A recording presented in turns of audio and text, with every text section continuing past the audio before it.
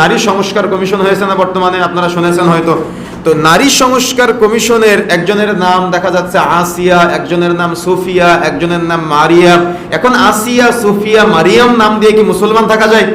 যদি আমি ইসলামের বিরোধিতা করি, যদি আমি শরীয়তের বিরোধিতা করি, যদি আমি কোরআন সুন্নাহর বিরোধিতা করি, এখন এখানে দেখা যাচ্ছে আমি আল্লাহকে বললাম যে মানি, আমার রব আল্লাহ, কিন্তু আসলে স্বীকৃতি দিলাম না, আসলে কর্মে বাস্তবায়ন করলাম না, আমি কি মুসলমান? আমার আল্লাহ বলেছেন যে নারীদের এবং পুরুষের কর্মপদ্ধতি ভিন্ন, নারীদের এবং পুরুষের পদ্ধতি ভিন্ন, কিন্তু আমি এখানে নারী সংস্কার কমিশন বাস্তবায়ন করতে গিয়ে আমি এলজিবিটি বাস্তবায়ন করলাম।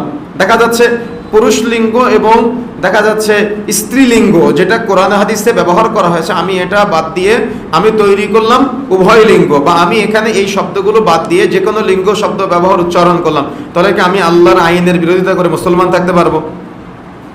ইসলাম নারীদের পর্দায় থাকতে বলেছেন, এবং পর্দায় হলো নারীর সম্ভ্রম, নারীর মর্যাদা।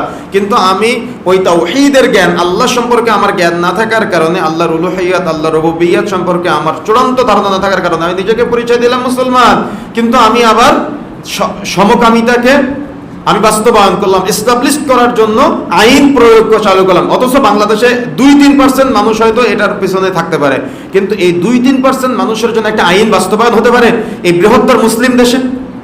কি মনে হয় আপনাকে? আমি খুতবার মধ্যে বলেছিলাম না যে আমাদের চারপাশে কারা?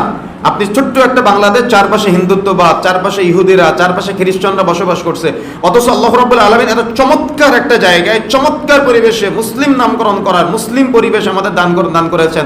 অথচ এই চমৎকার একটা মুসলিম দেশে আমরা বছরের পর বছর আমরা দেখা যাচ্ছে একজন হিন্দুর লেখা, দেশ বিরোধী ব্যক্তির একজন লেখা আমরা জাতীয় সঙ্গীত নামে প্রচার করছি। তার মানে এই তাওহীদের জ্ঞান যদি থাকতো, এখানে যে আমরা বললাম সূরা আন-নাসের মধ্যে রব্বুন নাস, মালিকিন নাস, ইলাহিন নাস,